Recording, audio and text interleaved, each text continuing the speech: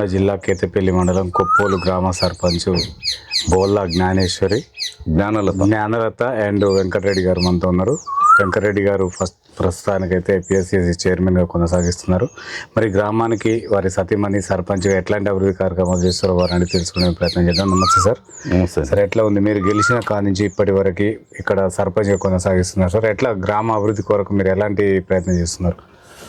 గ్రామాభివృద్ధి కోసం ఖచ్చితంగా ఇది మొదటగా ప్రజాపాలన కాంగ్రెస్ ప్రభుత్వాన్ని అధికారం ఇచ్చినందుకు ముఖ్యమంత్రి రేవంత్ రెడ్డి గారిని ముఖ్యమంత్రిగా ప్లస్ మంత్రివర్యులు కోమటిరెడ్డి వెంకరెడ్డి గారిని మన శాసనసభ్యులు వేముల వీరేశం గారిని మంచి మెజార్టీ ఇచ్చి ముందుగా కాంగ్రెస్ ప్రభుత్వాన్ని నిలబెట్టినందుకు ప్రజాపాలన తెప్పించినందుకు తెలంగాణ ప్రజలందరికీ నా పక్షాన ప్రతి ఒక్కరికి హృదయపూర్వక నమస్కారాలు, ధన్యవాదాలు తెలియజేస్తున్నా.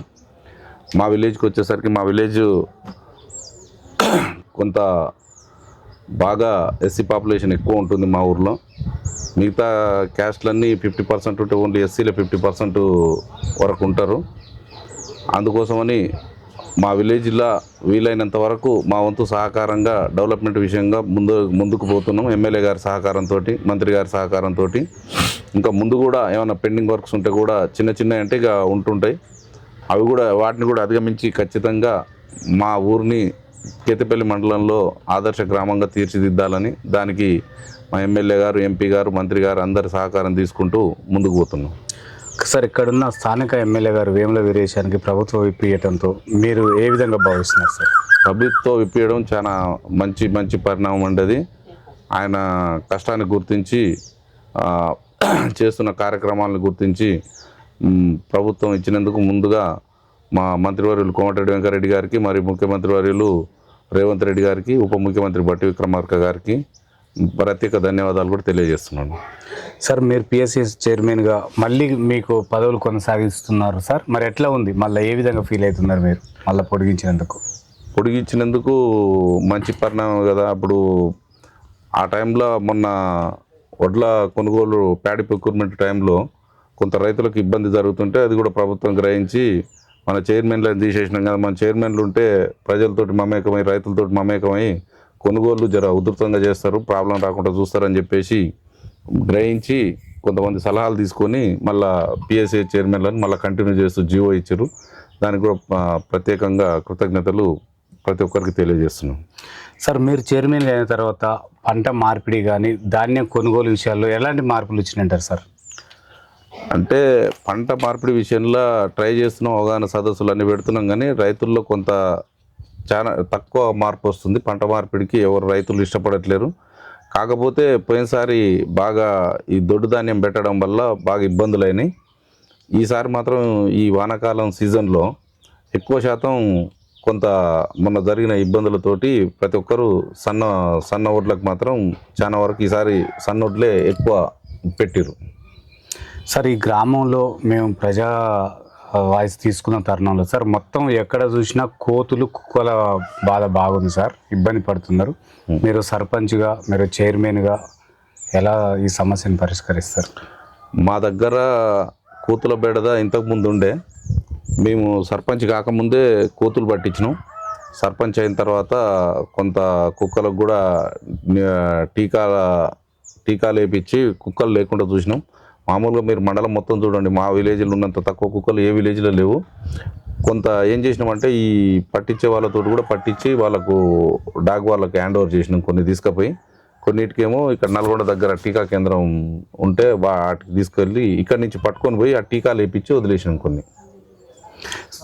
మీరు మండలం మొత్తం యావరేజ్గా చూడండి, మా విలేజ్లోనే తక్కువ కోతులు, తక్కువ కుక్కలు ఉంటాయి. కోతులను కూడా మేము స్వచ్ఛందంగా అప్పుడు మేము సర్పంచ్ లేకపోయినా సరే గ్రామం అభివృద్ధి కోసం అని చెప్పేసి ముందుకు వచ్చి నేనే నా సొంత డబ్బులు పెట్టి నేను కోతులను కూడా పట్టించిన. అది విలేజ్లో మీరు ఎవరిని అడిగినా చెప్తారు. సార్, ఇప్పుడు రైతులకు గింజలు వేసుకునే సీజన్ సార్. ఇప్పుడు మొత్తం కూడా ఎక్కడ చూసినా నకిలీ విత్తనాలు బాగా వస్తున్నాయి. నకిలీ విత్తనాల పైన మీరు రైతులకు ఎట్లాంటి అవగాహన కల్పిస్తున్నారు సార్? నకిలీ విత్తనాల కంటే రైతులకు ముఖ్యంగా ప్రత్యేకంగా తెలియజేసేది ఏంటంటే, ఎవరో దళారులు వచ్చి వాళ్ళ దళారులకు మోసపోకండి. దళారులు ఎవరు ఇంటి దగ్గర తెచ్చిస్తే అక్కడ ఇస్తాం ఇక్కడ ఇస్తాం అంటే వాళ్ళ మాటలు నమ్మి మోసపోవద్దు. మంచి క్వాలిటీ విత్తనాలని గవర్నమెంట్ సంస్థలు ఏదైతే సజెస్ట్ చేస్తాయో వాటినే వాడండి. మంచి షాపులల్లో కొనండి. మంచి షాపులకు పోయిన తర్వాత కూడా మనకు లేని ఏమన్నా వేరే వేరే కంపెనీలు ఇస్తే ఆ కంపెనీలకు కొనొద్దు, కొని మోసపోవద్దు. మీకు ఏమైనా అనుమానం ఉంటే మాకు కానీ పోలీసు వాళ్ళకి కానీ ఎవరికి కానీ తెలియజేయండి. తెలియజేస్తే మేము వాటి పరంగా చట్టరీత్యా మేము కూడా చర్యలు తీసుకుంటాం. రైతులు మాత్రం ముఖ్యంగా నకిలీ విత్తనాలు కొనొద్దు. మంచి సర్టిఫైడ్ షాపులలోనే క్వాలిటీ విత్తనాలు కొని క్వాలిటీగా మనం ఉంటే బాగుంటుంది. రైతులు ముఖ్యంగా గమనించాల్సింది ఏంటంటే కొంతమంది అవగాహన లేని చదువుకొని వాళ్ళకి ఉంటారు కాబట్టి మీరు మోసపోకుండా ఆ తీసుకున్న విత్తనాలను కూడా ఎవరైనా మంచి చదువుకున్న వాళ్ళకి ఎవరు పక్కన చూపించేసి అదేమన్నా కల్తీ ఉంటే మా దృష్టికి తీసుకొచ్చినా ఎవరి దృష్టికి తీసుకొచ్చినా దాని విషయంలో కఠిన చర్యలు చాలా సీరియస్గా కఠిన చర్యలు తీసుకునే విధంగా నేను దాంట్లో ముందు వరుసలో ఉంటాను. సార్ ఇక్కడ ఉన్న రైతులకి యూరియా యాప్ అర్థం కావట్లేదు అంటున్నారు సార్. చిన్న సెల్లులు ఉన్న వాళ్ళకి ప్రాబ్లం అవుతుంది. ఆ విషయంలో మీరు వాళ్ళకి ఎలాంటి సలహా సూచనలు ఇస్తున్నారు సార్? ఇప్పుడు యాప్ వాళ్ళు ఇప్పుడు ట్రయల్ వేసుకుంటూ ఏ అయితే చిన్న చిన్న ప్రాబ్లమ్స్ వస్తున్నాయో ఆ ప్రాబ్లమ్స్ని అధిగమించడానికి గవర్నమెంట్ కూడా ప్రత్యేకంగా యాప్ తీసుకొని వచ్చేసి ఆ యూరియా యాప్లు వీళ్ళ సెల్లు లేని వాళ్ళకు వీళ్ళందరికీ ఇప్పుడు రీసెంట్గా మీ సేవా సెంటర్లలో కూడా వాళ్ళకి అవకాశం కల్పిస్తుంది. ఎవరైనా డబ్బా సెల్లు ఉన్న వాళ్ళు మీ సేవలకు పోయి అయినా అప్లై చేసుకోవచ్చు. ఇంకా కూడా దాని మీద కూడా ఇంకా అవగాహన నడుస్తుంది. ఇంకేమైనా చిన్న చిన్న ప్రాబ్లమ్స్ ఉంటే కూడా వాటిని ఏం చేయాలి, వాటిని రెక్టిఫై ఎట్లా చేయాలని మినిట్ టు మినిట్ ఆలోచించి యాప్లో కూడా కొన్ని చేంజెస్ చేస్తున్నారు. ఎడిట్ ఆప్షన్లు పెట్టేసి వాటిని చేంజ్ చేయడం ఎట్లా, రైతులకు ఇబ్బంది జరగకుండా ఎట్లా ఉండాలి. ఇంతకుముందు ఈ యాప్ రావడం వల్లనే కానీ ఇంతకుముందు లేకపోతే లైన్లు పెట్టేసి ఉండడం. ఇప్పుడు ఎవరు లైన్లు పెట్టే అవసరం లేదు, బుక్ చేసుకుంటున్నారు, డైరెక్ట్ పోయి తెచ్చేసుకుంటున్నారు. సార్ ఇక్కడ రైతులకు భూ సమస్యలు చాలా ఉన్నాయి సార్. అంటే మీరు వచ్చిన తర్వాత కొన్ని క్లియర్ అయినాయి అంటున్నారు, అయినప్పటికీ కూడా ఇంకా మేజర్ సమస్యలు అట్నే ఉన్నాయి సార్. వాటి పరిష్కారం ఎప్పుడు చూడబోతున్నారు? ఇప్పుడు ఒక్కటేసారి అన్నీ జరగాలంటే జరగవు. 1 by 1 నా దృష్టికి తీసుకొచ్చిన వాళ్ళే కొన్ని క్లియర్ చేస్తున్నాం. 1 by 1 సాల్వ్ చేసుకుంటూ పోతున్నాం. ఇప్పుడు మాకున్న ఆర్ఐ గారు కూడా చాలా మంచి పవర్ఫుల్గా చేస్తున్నాడు. అతను దృష్టికి పోగానే ఎమ్మటే దాన్ని ఏదో ఒకటి సర్టిఫై చేయడానికి, క్లారిఫై చేయడానికి. ఇంతకుముందు ఈ దరిద్రమైన ధరణి వచ్చేసి మొత్తం భూ సమస్యలు తీసుకొచ్చింది. మా విలేజ్లనే ధరణి వాళ్ళు ఎక్కించినప్పుడు మామూలుగా మాన్యువల్ పహానీ నుంచి మాన్యువల్ పాస్బుక్ల నుంచి ధరణికి వచ్చేసరికి 400-500 ఎకరాల రైతులది ల్యాండ్ మొత్తం గోల్ అయిపోయింది. అది వేరే రైతులకు ఎక్కింది. సరే ఇక్కడ ఎక్కిందో వేరే సర్వే నెంబర్లు వేసి వేరే రైతులు ఇన్ని సంవత్సరాల నుంచి రైతు బంధు కూడా నోసుకోకుండా మా విలేజ్ నుంచి 300-400 ఎకరాల రైతులు రైతు బంధుకు నోసుకోకుండా ఉన్నారు. అయితే ఇప్పుడు ఈ భూభారతి వచ్చిన తర్వాత దాంట్లో ఎడిట్ ఆప్షన్ వచ్చింది. అది కూడా ఎంఆర్ఓ గారికి లాగిన్ ఇచ్చేసి ఎంఆర్ఓ గారికి అన్నే 2 నోటీసులు ఇచ్చి ఇప్పుడు మనం చూసుకున్న తర్వాత ఎవరికైతే భూమి ఎక్కువ ఉన్నదో పక్క రైతు వచ్చేసి నాకు ఎక్కాల్సిన భూమి ఆ పక్క రైతు మీద ఉన్నది అని చెప్పేసి చేస్తే పక్క రైతుకి ఏమంటే నోటీసులు ఇస్తున్నారు, నీకు దానికి సంబంధించిన ఎవిడెన్సులు తీసుకురమ్మంటున్నారు. ఎవిడెన్సులు తీసుకురాలేకపోతే డిలీట్ చేస్తున్నారు. ఎవిడెన్సులు వస్తే ఆర్ఎస్ఆర్ ప్రకారం ఇంకెవరిదన్నా వేరే రైతు కాడు ఉంటే అట్లా తీసి ఇప్పుడైతే దగ్గర మేము వచ్చిన తర్వాతనే ఒక 100-150 ఎకరాల దాకా మా ఆర్ఐ గారు మంచిగా క్లియర్ చేస్తున్నాను. సార్ ఇక్కడ సీసీ రోడ్లు కానీ డ్రైనేజీ వ్యవస్థ కొంచెం అస్తవ్యస్తంగా ఉందని తెలుస్తుంది సార్. అది ఎప్పుడు పూర్తి చేస్తారు? ఇప్పుడు సీసీ రోడ్లు అవి అంటే 1 by 1 వస్తున్నాయి. మ్యాక్సిమం మీరు కేతపల్లి మండలం మొత్తం చూడండి, మా విలేజ్లో 95% పైన సీసీ రోడ్లు అయిపోయినాయి. ఒక మెయిన్ రోడ్ ఒకటే కొంచెం అది ఆర్ఎన్బి రోడ్ల వల్ల ఆర్ఎన్బి రోడ్లో ఉంది. ఆర్ఎన్బి రోడ్డుకు కూడా మేము దీన్ని విలేజ్ పోర్షన్ సీసీ చేయాలని చెప్పేసి ఒక అప్లికేషన్ కూడా మంత్రి గారికి ఇచ్చినాం. అది కూడా ప్రపోజల్లో ఉంది. బహుశా ఎప్పుడైనా ఇప్పుడు కాకపోయినా ఇంకొక 5-6 నెలలకైనా అది సాల్వ్ అవుతుందని అనుకుంటున్నాం. అయితే ఈ మిగతా డ్రైన్లు కొంత సమస్య ఉంది మా దగ్గర. అది కూడా ఎమ్మెల్యే గారి సహకారంతో, ఎంపీ గారి సహకారంతో దాన్ని కూడా విడతల వారిగా చేసుకుంటూ వెళ్తున్నాం. టోటల్గా చూస్తే ఓవరాల్గా మండలంలో అన్ని విలేజ్ల కంటే 95% పైన సీసీ రోడ్లు అయింది మా విలేజే. సార్ ఇక్కడ ఉన్న కొంతమంది ప్రతిపక్షాలు సర్పంచ్ కానీ అందుబాటులో ఉండడు, ఊరు మొత్తం వల్లకాడిగా మారుతుందని చెప్పేసి అంటున్నారు. అది వాస్తవం అంటారా? అది అవాస్తవం. దాన్ని ఛాలెంజ్ చేస్తాను, రమ్మనండి ఆఫీస్ సెంటర్ కాడికి రమ్మనండి. మీరు ప్రతిపక్షాల మాట నా మాట వదిలేసేయండి. మీరు జనరల్గా విలేజ్లో తిరగండి, విలేజ్లో ప్రజలను అడగండి మేము ఉంటున్నామా లేదా. నేను దగ్గర వారంలో 5 రోజులు ఇక్కడే ఉంటున్నా. ఆ విషయం మీరు విలేజ్లో ఎవరిని అడిగినా చెప్తారు. ప్లస్ ఇంతకుముందు గతంలో ఎట్లా ఉండే ఊరు, ఇప్పుడు ఎట్లా ఉండే, గతంలో ఏం డెవలప్మెంట్ అయింది, ఇప్పుడేం డెవలప్మెంట్ అయింది. నేను కూడా అతి త్వరలో నేను ఒక నెల 15 రోజులల్లో నేను కూడా ఒక శ్వేతపత్రం, ఒక పత్రిక, ఒకటి పేపర్ పాంప్లెట్ తీస్తున్నాను. దాంట్లో మేము రాకముందు ఊరు ఎట్లుండే, మేము వచ్చిన తర్వాత ఏం చేసినాం, ఏమేం చేసినాం, ఇంకేం చేయబోతున్నాం అని చెప్పేసి కూడా నేను అతి త్వరలో ఒకటి రిలీజ్ చేస్తున్నా. అప్పుడు ఖచ్చితంగా మీకు కూడా కాపీ పంపిస్తాను. దీన్ని కూడా మీరు విలేజ్లో ఎంక్వైరీ చేయండి. ప్రతిపక్షాలు మామూలుగా అది ఉర్లుతూనే ఉంటారు, ఎవరిని ఇష్టం వచ్చినట్టు వాడు ఉర్లుతూనే ఉంటాడు. డెవలప్ చేసినా ఉర్లుతుంటాడు, చేయకపోయినా ఉర్లుతుంటాడు. ఇప్పుడు ఇది డెవలప్మెంట్ అనేది 5 సంవత్సరాల కింద ఎట్లా ఉండే, ఇప్పుడు ఎట్లా ఉండే, ఈ 2 సంవత్సరాలలో ఇప్పుడు మేము వచ్చినాక ఇప్పుడు దగ్గర 5-6 నెలలు అవుతుంది. ఈ 5-6 నెలలు ఎట్లా ఉండే, మేమేమేమి తెచ్చినాం కొన్ని చెప్తా మీకు తర్వాత. అంటే ఇప్పుడు నేను అది పేపర్ రిలీజ్ చేసిన తర్వాత చెప్తా. ఈ 20-30 సంవత్సరాల నుంచి చేయని కూడా మేము కొన్ని చేసినాం. గతంలో చేసినాం, ఇంతకుముందు కాంగ్రెస్ ప్రభుత్వంలో చేసినాం, మళ్ళీ ఇప్పుడు చేస్తున్నాం.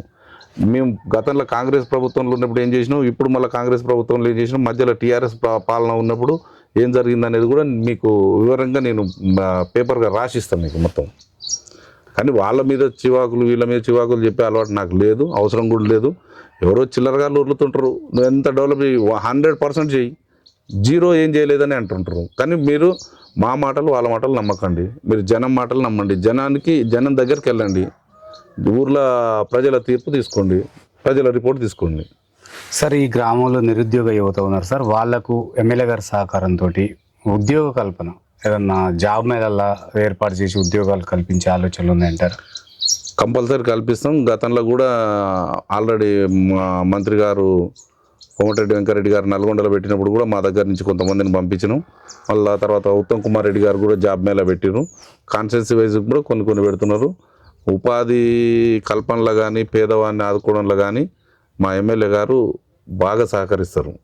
ఎందుకంటే ఆయన కూడా ఒక కింది స్టేజ్ నుంచి వచ్చిన నాయకుడు కాబట్టి, కింద కష్టాలన్నీ తెలుసు కాబట్టి కంపల్సరీ నిరుద్యోగులకు ప్లస్ పేదోళ్ళకు మాత్రం బాగా సహాయపడుతూ అండగా ఉంటున్నారు.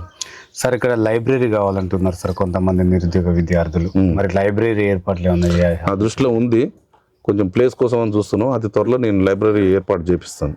కాకపోతే ఒక చిన్న రేకుల రూమ్ లాగానైనా వేసి దానికి వేరే ఫండ్ గిండు కూడా అవసరం లేకుండా, అవసరమైతే నా సొంతంగానైనా ఒక చిన్న రేకుల రూమ్ లాగా వేసి దాంట్లో లైబ్రరీ స్టార్ట్ చేయాలని ఆలోచన నాకు కూడా ఉంది, గతంలో నుంచి ఉంది. ఇంకొకటి ఏంటంటే ఇప్పుడు మా విలేజ్లో బాగా అంటే సంపాదించిన వాళ్ళు కూడా హైదరాబాద్లో సెటిల్ అయిన వాళ్ళు చాలా మంది ఉన్నారు. మేమందరం కూడా విలేజ్ది ఒక కమిటీ సపరేట్గా, మిగతా వాళ్ళకి ఎవరికి సంబంధం లేకుండా పార్టీలకు అతీతంగా ఒక కమిటీ వేసుకొని మంచిగా స్థిరపడిన మా ఊరు పెద్ద మనుషులను కూడా అందరినీ కలిసి తలా కొంత కాంట్రిబ్యూట్ చేయమని చెప్పేసి లైబ్రరీ కానీ ఇంకో కొన్ని గుడి అవి ఇవి కట్టాల్సిన కొన్ని ఊర్లో సమస్యలు ఉన్నాయి, అవన్నీ కూడా చేయాలని ఆలోచన ఉంది. కాకపోతే ఈ చిల్లరగాళ్ళు ఇప్పుడు మీరు అంటారు కదా ప్రతిపక్షాలు చేస్తారని, అట్లాంటి చిల్లరగాళ్ళు మమ్మల్ని ముందరికి కూడా అడిగేయకుండా ఊరు అభివృద్ధిని అడ్డుకుంటారు. మేము వాళ్ళకు కూడా మీ మీడియా ద్వారా ఒకటే తెలుసుకున్నాను ఏంటంటే, మేము కష్టపడేటప్పుడు మాకు సహకరించండి. మేము ప్రతి విషయంలో మీకు ఏ విలువ ఇవ్వాలో ఆ విలువ ఇస్తాం, విలువ ఇవ్వమనేది ఏది లేదు. మీరు మాకు సహకరించండి, సూచనలు చేయండి అంతవరకే, కానీ వ్యతిరేకించవాకండి. చేసిన దాన్ని కూడా వ్యతిరేకిస్తే దానికి అర్థం ఉండదు. మీరు ప్రజల తీర్పు తీసుకోండి, ప్రజల దగ్గరికి వెళ్ళండి, ప్రజల నుంచి ఏం స్పందన వస్తుందో ఆ ప్రజల తీర్పు తీసుకోండి. కానీ మీరు కూడా మాతో కలిసి వచ్చి మీరు మంచి సజెషన్లు ఇవ్వండి, ఇది చేస్తే బాగుంటుంది మన విలేజ్కి, చేద్దాం, దానికి నేను సహకరిస్తాను. వాళ్ళు మీరు అడిగేది పెద్దది కావచ్చు, పెద్దది కాకపోతే మనం చిన్నది చేసుకుంటూ పోదాం. ఒకటేసారి ఎవ్వరు ఈ రోజుల్లో మొత్తం ప్రాబ్లం సాల్వ్ అయిపోతే రేపటి నుంచి మీకు పని ఉండదు మాకు పని ఉండదు అన్నట్టు అది నిరంతర ప్రక్రియ. ఈ గ్రామాభివృద్ధి అనేది నిరంతర ప్రక్రియ, ఒకరోజు ఎండింగ్ అనేది దీనికి ఉండదు. ఎంత చేసినా ఇంకోటి ఏదో ఒకటి మిగులుతూనే ఉంటుంది. దాన్ని అందరం సహకరించుకొని 5 సంవత్సరాలలో సమస్యలు లేకుండా మనం మంచి పరిపాలన చేసుకుందాం. మన గ్రామాన్ని ఉత్తమంగా చేసుకోవడానికి మీరు కూడా సహకరించాలని మీడియా ద్వారా కూడా కోరుతున్నా. వాళ్ళు వస్తే నేను దేనికైనా సిద్ధం, మీ దగ్గర నుంచి అయినా సజెషన్లు తీసుకుందాం. వీలైనంత వరకు గ్రామాభివృద్ధితో చేద్దాం. కొన్ని చిన్న అమౌంట్లు పడతాయంటే నేను నా సొంతంగా కూడా ఇచ్చి చేయడానికి కూడా నేను సిద్ధంగా ఉన్నాను. సార్ గ్రామంలో ఇక్కడ ఒక మహిళా సర్పంచ్గా ఉంది సార్, బెల్ట్ షాపులు నడుస్తున్నాయని తెలుస్తుంది సార్. బెల్ట్ షాపులకు మీరు ఏమన్నా నోటీసులు ఇచ్చిరా? కొంతమంది ఏమంటారు అంటే పక్కన రాయగోపాల్ రెడ్డి గారు ఒక పద్ధతి ప్రకారం నడిపిస్తుండ్రు, ఆ సిద్ధాంతం ఇక్కడ పెట్టాలని అంటున్నారు సార్. అట్లా మీరు ఏమైనా ఏర్పాటు చేస్తారా? అట్లా ఏర్పాటు చేయాలని ఆలోచన ఉంది. దానికి నాకు గ్రామ ప్రజలందరూ ఒక యూనిట్ ఒక కమిటీ వేసుకొని వాళ్ళు వస్తే ఖచ్చితంగా నేను వాళ్ళకి సహకరిస్తాను. మేము సొంతంగా వాళ్ళకు నోటీసులు ఇవ్వాలంటే నోటీసులు ఇవ్వలేము. ఎందుకంటే మాకు ఆ నోటీసులు ఇవ్వాలని మాకు హక్కు ఉన్నదో లేదో కూడా నాకు కొంత తెలియదు, అది కూడా తెలుసుకుంటాము. హక్కు ప్రకారం నోటీసులు ఇవ్వచ్చు అంటే ఇస్తాము, లేదంటే బెల్ట్ షాప్లో అయితే మేము రిక్వెస్ట్ చేస్తున్నాం. ఎక్కువ శాతం ఎక్కువ కూసబెట్టవాకండి, బాగా కొంత తాగగానే మిగతా వాళ్ళని ఎక్కువ తాగకుండా పంపించేసేయండి, ప్రాబ్లమ్స్ అయితే అని చెప్పి చెప్తున్నాము. కాకపోతే ఊరు మొత్తం ఒక కమిటీ లాగా వేసుకొని దానికి మేమేము ఉండము, మీరే యూత్ కానీ పెద్దోళ్ళు కానీ మీరు ఎవరైనా 10-20 మంది కలిసేసి ఈ బెల్ట్ షాపుల మీద మనం ఒకటి ఈ సూచనలు చేస్తున్నాం, ఈ సూచనల ప్రకారం మనం పాటిద్దామంటే మీరు చెప్పిన సూచనలు తీసుకొని అదే రోజు మేము బెల్ట్ షాపుల వాళ్ళందరినీ కూడా పిలిపించేసి ఈ ప్రకారం అయితే మీరు నడిపించుకోండి, లేకపోతే మళ్ళీ మేము ఊరు మొత్తం తిరగబడాల్సి వస్తుందని చెప్పేసి బెల్ట్ షాపుల దగ్గరికి ఒక ఖచ్చితంగా వాళ్ళు చేస్తాం మేము. అంటే వాళ్ళు విలేజ్లో ఉన్న ప్రజలందరూ నాకు సహకరించాలి. నేను ఒక్కని పోయి ఆడ కూర్చోగానే నువ్వే వాళ్ళు రానని చెప్పేసి ఊరు వాళ్ళు మళ్ళీ నన్ను అన్నారు అనుకోండి. అందుకోసం ఊర్లో ఒక కమిటీ లాగా ఆలోచన ఉంది, ఇంక ఇప్పుడైతే చేయలేదు. దాన్ని కూడా ఒకసారి ఓ రోజు గ్రామ సభ లాగా పెట్టేసి దాని మీద ఒకటి మాట్లాడదామని అనుకుంటున్నాం, కానీ ఇంకా అది ఆలోచన చేయలేదు ఇంకా. సార్ ఇక్కడ మొత్తం కూడా విద్యార్థులు ప్రభుత్వ పాఠశాల వదిలేసి ప్రైవేట్ వైపుకి వెళ్తున్నారు సార్. మరి బడిబాట కార్యక్రమం ద్వారా పిల్లలు తల్లిదండ్రులకు చైతన్యం ఎలా తీసుకొస్తున్నారు? ఆల్రెడీ మొన్న సమ్మర్లో బడిబాట కార్యక్రమాలల్లో టీచర్లతో పాటు మా సర్పంచ్ గారు కూడా తిరిగి వాళ్ళకు అవగాహన మంచిగా కల్పించింది. ఇంతకు ముందున్న స్ట్రెంత్ కంటే కొంత పెరిగింది ఈసారి. మీరు స్కూల్లో కూడా పోయినసారి స్ట్రెంత్ ఎంత ఉంటే ఇప్పుడు ఎంత ఉంటే తీసుకోండి, కొంత పెరిగింది, ఇంకా పెరగాలని చూస్తుంది. నెక్స్ట్ ఇయర్కి ఇంకా బాగా పెరుగుతుంది. ఎందుకంటే ఈ సంవత్సరం మనం ఛాలెంజ్ చేసినాం వాళ్ళతోటి. అవసరమైతే మీరు మా టీచర్లు కూడా 2 హై స్కూల్ ప్రైమరీ స్కూల్ టీచర్లు కూడా వాళ్ళు ఒక మీటింగ్ పెట్టుకుని వాళ్ళు కూడా ఛాలెంజ్ చేశారు, సార్ మీరు 2 months కానీ 3 months కానీ ఒక స్పెషల్ ఈవెంట్ ఇక్కడ కండక్ట్ చేద్దాం, ప్రైవేట్ స్కూల్ వాళ్ళని పెడదాం, ఒక ఎగ్జామ్ పెట్టేసి గవర్నమెంట్ స్కూల్ వాళ్ళని పెడదాం.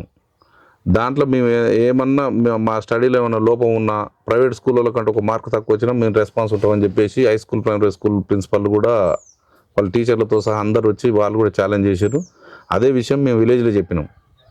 మీరు కాకపోతే మీరు పేరెంట్స్ వాళ్ళ తల్లిదండ్రులు ప్రైవేట్ స్కూల్ వాళ్ళు కానీ గవర్నమెంట్ స్కూల్ వాళ్ళు కానీ మీరు అందరూ సహకరిస్తే 2-3 నెలలకు ఒకసారి మన స్కూల్లోనే ఎగ్జామ్ పెడదాం. పేపర్ ఈ టీచర్లు చేయరు, ఆ టీచర్లు చేయరు, వేరే బయట నుంచి ఎక్కడి నుంచైనా పేపర్ చేపిద్దాం.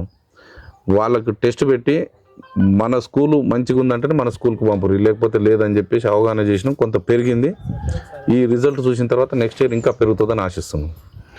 సార్ ఇక్కడ గ్రామ భద్రత కొరకు సీసీ కెమెరాల ఏర్పాట్లు ఏమైనా చేస్తున్నారా సార్? ఆలోచన ఉందండి. ఇప్పుడు నేను ఇంతకుముందు చెప్పిన కదా, మా విలేజ్ది కొంచెం బయట స్థిరపడ్డోళ్ళు ఉన్నారు, వాళ్ళందరూ సజెషన్లు తీసుకొని ఒక గెట్ టుగెదర్ లాగా పెట్టేసి హైదరాబాద్లోనా లేకపోతే ఊర్లోనా అని ఆలోచిస్తున్నాం. హైదరాబాద్ నుంచి వాళ్ళు అందరూ కొంచెం బాగా బిజీ పర్సన్స్ ఉన్నారు, వాళ్ళు రావడం ఇబ్బంది అవుద్దని మేమే ఒక 10-15 మంది అక్కడికి వెళ్ళి అందరిని కూర్చోబెట్టి మన ఊర్లో సమస్యలు ఇవి ఉన్నాయి, ఓ గుడి బడి సీసీ కెమెరాలు ఈ ప్రాబ్లమ్స్ ఉన్నాయని చెప్పేసి వాళ్ళ సహకారంతో ఏర్పాటు చేయాలని ఆలోచన ఉంది. మాకు పోలీసు వాళ్ళు కూడా చెప్తారు, మీరు కొన్ని సీసీ కెమెరాలు పెట్టుకుంటే బాగుంటుందని చెప్పేసి వాళ్ళు కూడా సజెషన్ ఉంటాయి సార్. అందాగా మీకు గ్రామానికి మామూలుగా మెయిన్ సెంటర్లలోనైతే ఒక 20-25 అవసరం అవుతాయి సార్. ఇక్కడ మహిళా భద్రత కొరకు మహిళా ఉపాధి కల్పన ఏ విధంగా కలుగుతుంది సార్? ఇంకా మహిళల కోసం ఉపాధి హామీ అవి నడుస్తున్నాయి. ఇంకా స్పెషల్గా మహిళల కోసం మిషన్లు అట్లాంటివి అయితే ఇప్పుడు ఆలోచన ఏం లేదు. ఏదన్నా అవకాశం వస్తే గవర్నమెంట్ నుంచి కూడా ఏమన్నా వస్తే వాళ్ళు ఏమైనా సహకరిస్తే మేము కూడా కొంత సహకరించి ఏమైనా చేయడానికి మేము కూడా. నిజమైన పేదలకు రాలేదని చెప్పేసి కొంతమంది అంటున్నారు సార్, ఎంతవరకు వాస్తవం అంటారు? నిజమైన పేదలకు రాలేదంటే ఇప్పుడు మా ఊర్లో 38 ఇండ్లు వచ్చినాయి, దగ్గర 30 ఇండ్లు కడుతున్నారు. మేము రాము, మీరే వెళ్ళి చెక్ చేయండి. దాంట్లో ఎవరైతే లబ్ధిదారులు ఎవరైతే నిరుపేదలు గారో మీరు చూడండి, మీరు చూపిస్తే నిరుపేదలు వీళ్ళు కారని చెప్తే మీ ముందరనే ఆ ఇల్లు కూడా కొట్టిస్తాం. చెప్పమనండి, మీకు కంప్లైంట్ చేసిన వాళ్ళని చెప్పమండి, వీళ్ళు నిరుపేదలు కాదని చెప్పమనండి. మీరు స్పెషల్గా మీరు ఎంక్వైరీ చేసుకోండి. దానికి అది యాక్చువల్గా మేము సర్పంచ్ రాకముందే శాంక్షన్ అయిన ఇండ్లు అయినా కానీ మేము ఛాలెంజ్ చేస్తున్నాం, అవి ఖచ్చితంగా నిరుపేదలు కాదని ఎవరిదన్నా ఉంటే నిరూపించమని చెప్పండి. ఒకసారి ఇక్కడ రోడ్డు కొద్దిగా ఇబ్బందికరంగా ఉందంటున్నారు సార్, వర్షం పడితే బురదమయం అవుతుంది అంటున్నారు. ఆ రోడ్డు శాంక్షన్ అయిందంటారా? రోడ్ శాంక్షన్ కాలేదండి, ఇది ఆల్రెడీ R&B రోడ్డు. మన ఉప్పల్పాడు నుంచి భీమవరం వరకు R&B రోడ్డు, డబల్ రోడ్ ఇది. అయితే విలేజ్ పోర్షన్లో కొంత ఈ ఇండ్లలో అటు ఇటు నెట్టడం వల్ల దానివల్ల అది ఖరాబ్ అయింది. మొన్ననే రీసెంట్గా వాళ్ళు R&B వాళ్ళు రిపేర్ చేసిపోయారు, కానీ వాళ్ళు సరిగ్గా చేయలేదు. మా D గారికి కూడా కంప్లైంట్ చేసిన నేను. ఆ రోడ్లమ్మటి చెత్త అది మన జంగిల్ కటింగ్ అని చెప్పి పెడితే జంగిల్ కటింగ్ సరిగా చేయలేదు, విలేజ్లో ఆ ఫిల్ చేయడం సరిగా ఫిల్ చేయలేదు, మీరు దాని బిల్ ఇస్తే మాత్రం బాగుండదని నేను డీ గారికి కూడా చెప్పిన. మరి వాళ్ళు మళ్ళీ పంపిస్తున్నారు, ఇంకా పంపలేదు. అయితే దాంతోపాటు ఏం చేసినామంటే మిగతా ఇప్పుడు రీసెంట్గా అన్ని విలేజ్లలో కొత్త రోడ్లు వచ్చేటప్పుడు సీసీ రోడ్లు జర హైట్ తోటి 7 మీటర్ల వెడల్పుతోటి వేస్తున్నారు. ఆర్ఎండ్బి మినిస్టర్ గారు కూడా కోమటిరెడ్డి వెంకరెడ్డి గారు కాబట్టి మేము ఆయనకు ఒక రిప్రజెంటేషన్ ఇచ్చినాం. రిప్రజెంటేషన్ ఇస్తే దానికి కూడా ప్రపోజల్ తయారు చేసిర్రు. మొన్న రీసెంట్గా బట్టి విక్రమార్క గారిని కూడా కలిసినాం. సార్ ఇట్లా మీ పాదయాత్రలు వచ్చినప్పుడు ఈ రోడ్డు ఒకటి ఆ బ్రిడ్జ్ ఒకటి ఇచ్చిర్రు, అది ఎట్లన్నా చేయాలి సార్ అంటే, మీరు రండి నేను శాంక్షన్ చేయిస్తా, మీరు మినిస్టర్ గారికి అయితే పెట్టారు కానీ నేను మినిస్టర్ గారితో కూడా మాట్లాడి ఖచ్చితంగా మీ రోడ్డు శాంక్షన్ చేపిస్తాను అన్నాడు. కాకపోతే అది అవుతుంది అనుకుంటున్నాం అండి ఖచ్చితంగా. అది కూడా విలేజ్ పోర్షన్ వరకు అయింది అనుకోండి, ఇక మాకు సమస్య ఉండదు. ఎందుకంటే హైట్ కూడా పెరుగుతుంది, రోడ్డు సీసీ రోడ్డు బాగుంటుంది, మిగతా విలేజ్ లాగా బాగుంటుంది. అది కూడా ఖచ్చితంగా వస్తుందని ఆశిస్తున్నాను. సార్ మీకు మూసి కూతవేడి దూరంలో ఉంది, మూసి సుందరీకరణ పైన మీ అభిప్రాయం ఏంటి? మూసి సుందరీకరణ పైన నేను ఆల్రెడీ గతంలో కూడా చెప్పినాం, ఇప్పుడు కూడా చెప్తున్నాం, మళ్ళీ కూడా చెప్తున్నాం. ఈ మూసి కంప్ అనేది హైదరాబాద్ నుంచి వచ్చేసి మొత్తం వచ్చేసి మెయిన్ ఎఫెక్ట్ పడేది స్టోరేజ్ పాయింట్, ఎండింగ్ పాయింట్ మాదే కేతపల్లి మండలంలోనే ఉంటుంది. అందుకని ప్రతిపక్షాలకు కూడా ఇంతకుముందు చెప్పినాం, మీకు బుద్ధి సిగ్గు ఏమన్నా ఉంటే వచ్చి మూసి మురికి కంపలో మీరు ఒక రోజు 4 రోజులు బతికి చూడండి, తెలుస్తుంది. నల్గొండ ప్రజల గోస ఏందో తెలుస్తుంది. దానివల్ల ఎన్ని రోగాలు వస్తున్నాయని మా ముఖ్యమంత్రి గారు క్లియర్గా వివరించారు. ఆ బీబీనగర్ ఏరియాలో కనీసం ఎవరన్నా అమ్మాయిని ఇవ్వాలన్నా కానీ జబ్బులు వస్తాయని చెప్పేసి అమ్మాయిలు కూడా దొరకకుండా వాళ్ళు పట్టణానికి వలస వెళ్ళిపోతున్నారు అని చెప్పేసి చెప్పిండు. మీరు మళ్ళీ కూడా అదే చెప్తున్నాం, మా విలేజ్లో మీతో అన్నారు మళ్ళీ ఇప్పుడు వీళ్ళకి కాకుండా ప్రతి ఒక్క ప్రతిపక్షాలకు మేము సజెషన్ చేస్తున్నాం, మంచి సలహాలు ఇవ్వండి, మంచిని ఎంకరేజ్ చేయండి, చెడు చేస్తుంటే మీరు అడ్డుకోండి, ధర్నాలు చేయండి, ఏదైనా చేయండి. కానీ మంచి చేసేటప్పుడు ఈ నల్గొండ జిల్లాకు లాభం జరిగేటప్పుడు, నల్గొండ జిల్లా ప్రజలకు మంచి జరిగేటప్పుడు ఎవరైనా అడ్డం వస్తే మాత్రం ఎవరిని సహించం. దాని విషయంలో ఎంతవరకైనా మేము ముందుకు పోతాం. మా ముఖ్యమంత్రి వర్యులకు స్పెషల్గా మా మంత్రి గారికి, ముఖ్యమంత్రి గారికి ప్రత్యేక ధన్యవాదాలు తెలుపుతున్నాం. మూసి సుందరీకరణలో వీలైనంత త్వరితగతిన కంప్లీట్ చేయాలని, నల్గొండ జిల్లా ప్రజల గోస తీర్చాలని, నల్గొండ ప్రజలు సుఖంగా ఉండాలంటే మీరు తీసుకున్న మార్గం చాలా మంచిది. ఈ నల్గొండ జిల్లా ప్రజల కోసం మీరు సొంతంగా స్పెషల్గా ఆలోచించినందుకు మరియు ప్రత్యేక ధన్యవాదాలు కూడా తెలియజేస్తున్నాను. సార్ గ్రామాల అభివృద్ధి విషయంలో ఇక్కడున్న ఎమ్మెల్యే గారి సహకారాలు ఏ విధంగా ఉంటాయి సార్? ఎమ్మెల్యే గారి సహకారం మాకు మంచిగా ఉంటుందండి. ఎమ్మెల్యే గారు మాకు ఆల్రెడీ ఒక 10 లక్షలు సీసీ రోడ్లు కూడా పెట్టిండు, కొన్ని డ్రైనేజీలు పెట్టిండు. మాకు గత గ్రామ పంచాయతీ ఇంతకుముందు 2002లో శాంక్షన్ అయింది, వాళ్ళు కట్టలేకపోయినా కానీ మళ్ళీ ఎమ్మెల్యే గారికి ఇట్లా 2002లో శాంక్షన్ అయిందన్న, మరి బడ్జెట్ మాకు కొద్దిగా ప్రాబ్లం అవుతుందని అంటే మళ్ళీ అదనంగా ఆయన నిధులు కూడా ఒక 10 లక్షలు ఇచ్చిండు. అదే కాకుండా ఇంకా పైన ఫ్లోర్ కూడా ఇంకో ఎక్స్ట్రా ఫ్లోర్ వేసినాం. దానికి కూడా మళ్ళీ ఎమ్మెల్యే గారి సహకారంతో ఖచ్చితంగా ఇంకో 10-20 లక్షలు దానికి పడుతుంది. మళ్ళీ దాన్ని కూడా మంత్రి గారితో, ఎమ్మెల్యే గారితో, ఎంపీ గారితో అందరు సహకారాలు తీసుకొని ఆ గ్రామ పంచాయతీని కూడా కంప్లీట్ చేస్తాం. దాన్ని కూడా మంచిగా ఎక్కడ లేని విధంగా అప్స్టేర్ ఎక్కడ లేదు, మా విలేజ్ని మాత్రం స్పెషల్గా ఎమ్మెల్యే గారు మీకు ఎట్లన్నా స్పెషల్ ఫండ్స్ నా సొంత ఫండ్స్ అయినా ఇస్తా అని చెప్పేసి వాళ్ళు కూడా సహకరిస్తున్నారు. ఎమ్మెల్యే గారు అక్కడ గ్రామ పంచాయతీ బిల్డింగ్. సార్ ఇక్కడ మీకు మీతో పాటు ఉన్న ఉప సర్పంచులు కానీ వార్డు మెంబర్ల సహకారాలు గ్రామాభివృద్ధికి ఏ విధంగా ఉన్నాయి సార్? చాలా మంచిగా ఉంటుందండి.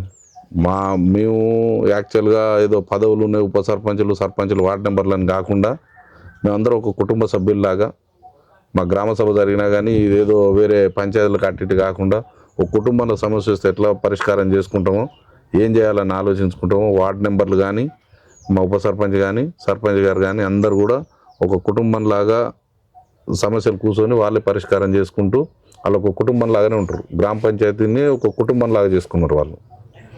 ఓకే సార్, మీకు ఓటేసిన ప్రజలకి అభివృద్ధి కావట్లేదని చెప్పే ప్రతిపక్ష నాయకులకి ఏం చెప్పాలనుకుంటున్నారు? నేను అభివృద్ధి జరుగుతుందా జరగట్లేదా, ఏం జరుగుతుంది, ఈ విలేజ్లో ఏమవుతుంది, ప్రతిపక్షాలకు అందరికీ ప్రతి ఒక్కరికి నేను చెప్తున్నా, మీరు పక్క గ్రామాలు చూడండి, మన గ్రామాన్ని చూడండి, పక్క గ్రామాలలో ఏం జరుగుతుంది, మన గ్రామంలో ఏం జరుగుతుంది, మేమన్నా అభివృద్ధిలో వెనకబడి ఉన్నామా, వెనకబడి ఉంటే ఏం జరిగిందనేది చూపించండి.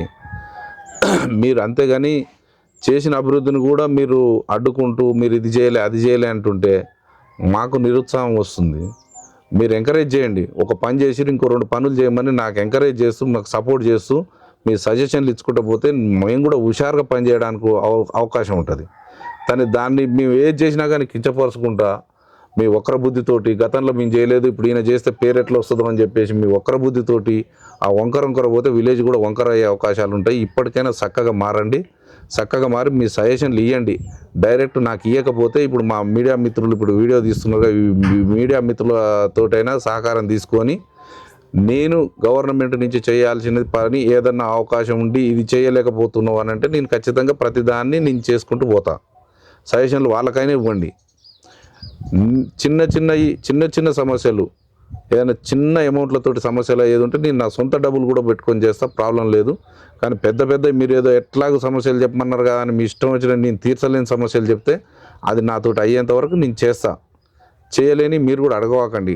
నేను అదే అంటున్నా, జిజ్జులకు పోవద్దు, జిజ్జు రాజకీయాలు చేయొద్దు. ఎలక్షన్ల వరకు జిజ్జు ఉంటుంది, తర్వాత అందరం ఒక కుటుంబంలాగా ఒక మామూలు ఫ్యామిలీ లాగా కలిసి మెలుగుదాం.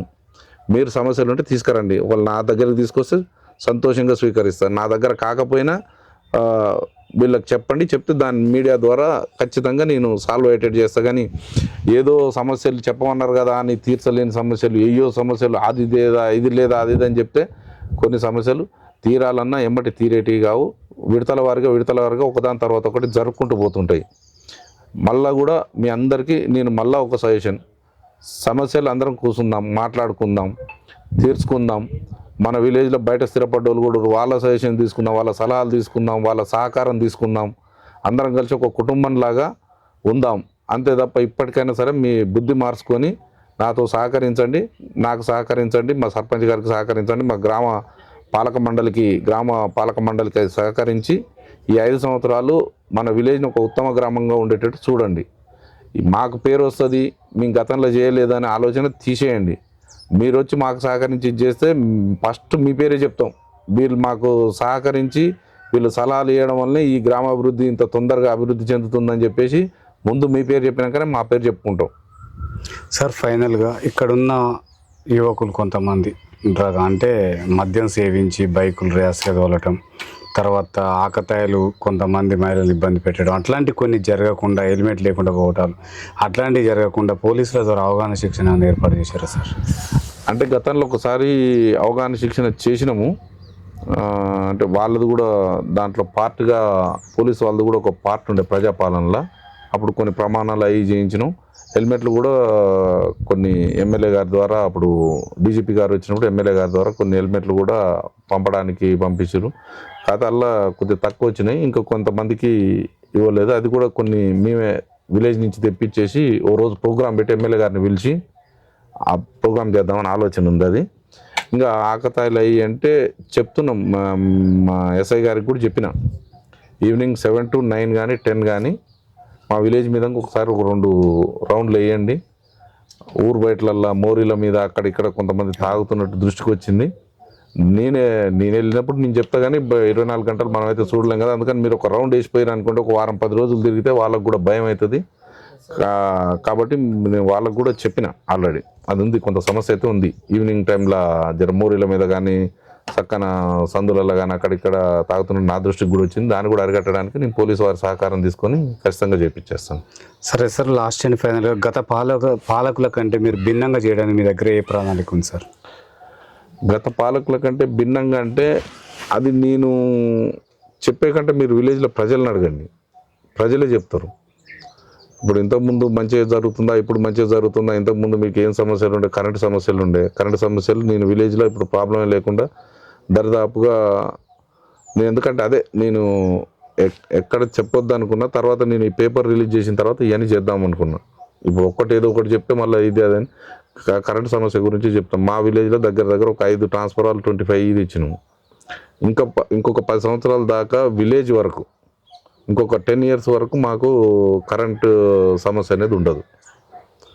ఇంకేమైనా ఏసీలు ఫ్రిడ్జ్లు ఇళ్ళలో ఎవరు పెంచుకున్నా కానీ ఇంకో 5-10 years వరకు సరిపోయేంత లోడ్కు మేము ఇప్పుడు ఆల్రెడీ ట్రాన్స్ఫార్మర్లు తెచ్చున్నాం, ఫిట్ చేయించి కూడా ఉన్నాం. కొత్త మీరు ఇప్పుడు చూస్తే కూడా అవపడుతుంది, కొత్తగా నిన్న మొన్న ఒక 10-15 days బ్యాకే ఫిట్ చేయించినాము.